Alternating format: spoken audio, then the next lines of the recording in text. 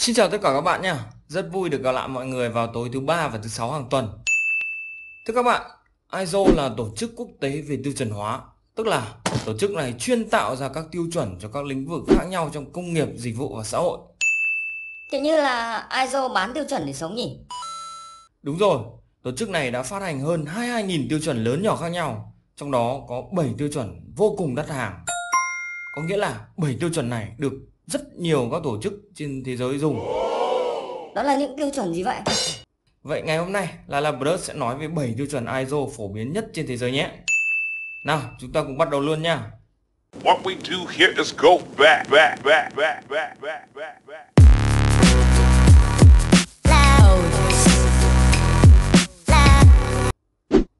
Đứng đầu danh sách chắc là tiêu chuẩn ISO 9001 rồi nhỉ? Chuẩn không cần chỉnh, cho đến nay phổ biến nhất là gia đình ISO 9000. Sao lại dùng từ gia đình nhỉ? Bạn nghĩ thế nào về từ gia đình? Nếu nói về gia đình thì tôi liên tưởng đến có bố, có mẹ, là có anh chị em quây quần với nhau rồi. Thì đây cũng có nghĩa tương tự như vậy. ISO 9001 không đứng đơn lẻ mà nó phải đi với các tiêu chuẩn khác nữa. Thằng nào là thằng bố, thằng nào thằng con? Mình dùng từ gia đình ở đây được dịch nguyên thể từ tiếng Anh family mà tiêu chuẩn quốc tế hay sử dụng. Đây là một từ rất phổ biến khi nói về một nhóm tập hợp cùng thể loại với nhau. À, kiểu giống như tôi hay đọc manga, truyện tranh Nhật Bản ấy. Thì có các bộ truyện khác nhau như là bộ Conan này, bộ Doraemon, các kiểu như thế này này. Đúng rồi, bạn có thể hiểu như thế cũng được. Đều có nghĩa là một dòng, một nhóm. Trở lại với vị trí số 1 của chúng ta, gia đình ISO 9K. Gia đình tiêu chuẩn quản lý chất lượng này có tổng cộng 4 thành viên. Đó là ISO 9001 phiên bản mới nhất là 2015, Quality Management System and Requirement, tức là tiêu chuẩn và các yêu cầu về hệ thống quản lý chất lượng. Cùng với đó là ISO 9000. Đây là cuốn từ điển vàng trong làng chất lượng mà chúng ta rất hay nhắc đến trong các video trước đây. ISO 9004, đó là tiêu chuẩn cho tổ chức đạt được thành công bền vững. Ồ, thế công ty tôi cũng muốn thành công bền vững hay là áp dụng tiêu chuẩn này làm nhỉ? Cũng được. Cơ mà tôi khuyên bạn là hãy áp dụng cho tốt ISO 901 để rồi thành công trước mắt đã. Rồi hãy tính đến thành công bền vững tiêu chuẩn ISO 9004 này. Tiếp đó trong bộ family này là 19011 Guideline for Auditing Management System, tức là đây là bộ tiêu chuẩn hướng dẫn đánh giá audit. Anh ơi, ba thằng bên trên nó đầu 900, còn thằng này thì là 190. Cùng gia đình mà sao khác nhau đấy? Thì thằng này là con nuôi. Thế mà không nhận ra. Đây, tôi thua. Trong số này chỉ có ISO 9001 phiên bản 2015 là có thể được chứng nhận. Thế còn ba tiêu chuẩn còn lại là hướng dẫn và bổ trợ cho ISO 9001 thôi à? Đúng rồi. Tiêu chuẩn ISO 901 được xuất bản lần đầu tiên vào năm 1987 và kể từ đó cứ khoảng 5 năm là cập nhật một lần. Tiêu chuẩn hướng dẫn cho các tổ chức cách làm thế nào để đạt được một hệ thống quản lý chất lượng và giúp duy trì chất lượng cho các sản phẩm và dịch vụ của mình. Cụ thể thì mình cũng đã trình bày rất nhiều video về ISO 9001. Bạn có thể tham khảo vào trong kho video của mình. Tiêu chuẩn ISO 901 hướng vào khách hàng và đặt trọng tâm vào cải tiến liên tục. Cùng với đó là các quá trình quản lý cấp cao được mở rộng cho toàn bộ tổ chức, giúp hệ thống quản lý chất lượng đạt hiệu quả và hiệu lực nhất. Tiêu chuẩn ISO 901 được cập nhật mới nhất vào năm 2015 tính đến hiện tại bây giờ. Và phiên bản này chú trọng hơn vào việc quản lý rủi ro. Nói thêm nữa thì chắc phải đến ngày mai mới hết. Các bạn cứ tham khảo rất nhiều video mình đã chia sẻ thì có thể hiểu hơn về tiêu chuẩn này. Tiêu chuẩn ISO 901 viết rất chung chung, tức là nó có thể áp dụng cho bất kỳ tổ chức nào, bất kỳ lĩnh vực nào. Đã có hơn 1.180.000 chứng nhận ISO 901 đã được phát hành tại hơn 170 quốc gia. Đây là số liệu khảo sát của tổ chức ISO năm 2018. Vị trí thứ hai. Vị trí thứ hai là tiêu chuẩn gì thế? Mình gợi ý đó là một tiêu chuẩn liên quan đến môi trường. À, nếu môi trường thì chắc chắn là ISO 14.000 thôi. Đúng vậy, ISO 14000 là bộ tiêu chuẩn liên quan đến lĩnh vực môi trường và nó xếp vị trí thứ hai. Nó bao gồm rất nhiều tiêu chuẩn khác, tương tự như gia đình ISO 9000 thì gia đình ISO 14000 cũng rất phổ biến và được chứng nhận bởi tổ chức bên thứ ba thì chỉ có ISO 14001 thôi. Tiêu chuẩn này thiết lập về các yêu cầu cho một hệ thống quản lý môi trường Environment Management System, viết tắt là EMS, và dựa trên mô hình cải tiến PDCA. Vấn đề môi trường đang trở nên cực kỳ nóng trên toàn thế giới nhỉ.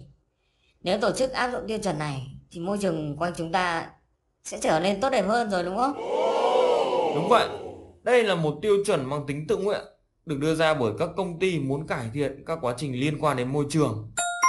Tuy nhiên, bây giờ rất nhiều chính phủ và các tổ chức đã yêu cầu bắt buộc nhiều các công ty phải tuân thủ theo tiêu chuẩn ISO 14000 này. Do vậy cho đến nay, nó đã vươn lên vị trí thứ hai với 447.000 chứng nhận ở 171 quốc gia trên toàn thế giới. Tiếp theo trong danh sách là ISO 27000.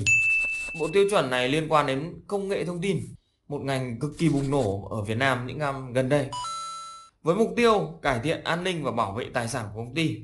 Tiêu chuẩn này được bắt đầu từ năm 2005 và đến bây giờ đã là phiên bản 2013 rồi. Với hai tiêu chuẩn đó là ISO 27001 và ISO 27002. Ồ, tiêu chuẩn này nghe vẻ mới nhỉ? Trẻ hơn nhiều so với ISO 9000 và ISO 14000. Đúng rồi, tiêu chuẩn ISO 9000 khai sinh vào năm 1987, còn 14K thì chào đời năm 1996. Cho nên ISO 27K này sinh sau đẻ muộn. Tuy vậy mà nó đã leo lên top 3 trong bảng xếp hạng rồi. Đúng là liên quan đến an ninh và tài sản có khác. Lên nhanh thế. Các cụ đã bảo rồi, đồng tiền đi liền không ruột mà. Nào có sai đâu. Các tổ chức có thể chọn tiêu chuẩn này để triển khai. Theo số liệu của ISO thì đã có tới hơn 59.000 chứng nhận đã được phát hành trên toàn bộ thế giới cho bộ tiêu chuẩn 27K này. Vị trí thứ tư trong bảng xếp hạng về 7 tiêu chuẩn phổ biến nhất thế giới đó là ISO 50001. Một trong những tiêu chuẩn mới và phổ biến nhất, tiêu chuẩn quản lý năng lượng ISO 50001 đang ngày càng trở nên quan trọng trong lĩnh vực công nghiệp và dịch vụ. Được phát hành năm 2011, tiêu chuẩn này giúp cho các công ty đưa ra một hệ thống quản lý năng lượng Energy Management System EMS chuyên dụng để cải thiện việc sử dụng năng lượng hiệu quả. Ồ, là EMS à? Nhưng đừng nhầm với EMS của ISO 14K nhé. Của 14K thì chữ E đây là Environment, còn ở đây là Energy, nghĩa là năng lượng. Tiêu chuẩn 50K này bao gồm việc giảm thiểu ảnh hưởng tiêu cực của năng lượng tiêu thụ của tổ chức bằng cách giảm phát thải khí nhà kính. Tiêu chuẩn này không phải là bắt buộc. Cơ mà theo số liệu đã có hơn 46.000 chứng nhận đã được phát hành. Phần trăm tăng trưởng là 234% mỗi năm. Đây là số liệu của Văn phòng Năng lượng và Năng lượng tái tạo. Thì các bạn có thể thấy ở đây, xu hướng rất nhiều công ty tổ chức đang muốn áp dụng tiêu chuẩn ISO 50K này để giúp tìm kiếm lợi ích và coi tiêu chuẩn này trong việc cải thiện các quá trình kinh doanh của họ, giúp họ đạt lợi nhuận cũng như bảo vệ và tiết kiệm năng lượng. Đúng rồi, tiết kiệm năng lượng cũng đồng nghĩa với việc tiết kiệm tiền bạc mà. À hi hi. Vị trí số 5 thuộc về ISO 22K. Tiêu chuẩn này tập trung vào việc phát triển và thực hiện hóa hệ thống quản lý an toàn thực phẩm. Nó có thể giúp cho bất kỳ tổ chức nào hoạt động trong chuỗi cung ứng thức ăn. Với nhiều tiêu chuẩn bao gồm 2001 cho thực phẩm và đồ uống, 2002 cho sản xuất thực phẩm và nhiều hơn nữa. Gia đình ISO 22K này được sử dụng cho một loạt các tổ chức trực tiếp hoặc gián tiếp liên quan đến thực phẩm. Tiêu chuẩn này áp dụng cho các tổ chức dưới mọi hình thức kiểu như nhà hàng hoặc là các công ty sản xuất thực phẩm, thậm chí các dịch vụ vận chuyển thực phẩm như cung cấp thức ăn thì cũng có thể áp dụng tiêu chuẩn 22K này. Các dịch vụ vận chuyển cũng có thể áp dụng tiêu chuẩn này á? Đúng vậy, mọi hình thức liên quan đến thực phẩm, đồ ăn, thức uống nhé. Vậy thì các công ty lớn liên quan đến việc vận chuyển đồ ăn kiểu như Now, GrabFood, Foodie, Logi có thể áp dụng tiêu chuẩn này nhỉ? Đúng rồi, nhưng mà quan trọng là họ có muốn hay không, do chưa có một quy định nào bắt buộc áp dụng tiêu chuẩn này đối với họ cả. Với hơn 36.000 chứng nhận, ISO 22000 này vẫn đang đứng trỗng trệ trên vị trí thứ 5 của chúng ta. Vị trí tiếp theo đó là ISO 13485. Đây là một tiêu chuẩn về quản lý hệ thống chất lượng cho các thiết bị y tế. Nó đứng đơn lẻ chứ không thuộc về bất kỳ một gia đình family nào như các tiêu chuẩn được nhắc tới ở trước. Ô, tiêu chuẩn này buồn nhỉ?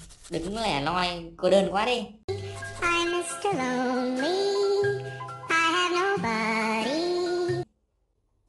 Được xuất bản vào năm 2003 và phiên bản mới nhất bây giờ đó là phiên bản năm 2016. Tiêu chuẩn này giúp cho tổ chức thiết lập một hệ thống quản lý an toàn y tế ở nơi sản xuất thiết bị và dụng cụ y tế. Và đặc thù nó chỉ dành riêng cho ngành công nghiệp y tế thôi nhé.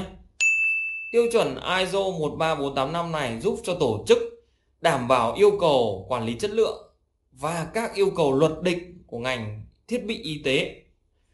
Chứng chỉ của ISO 13485 được chấp nhận và áp dụng rộng rãi cho các nhà sản xuất thiết bị y tế trên toàn thế giới.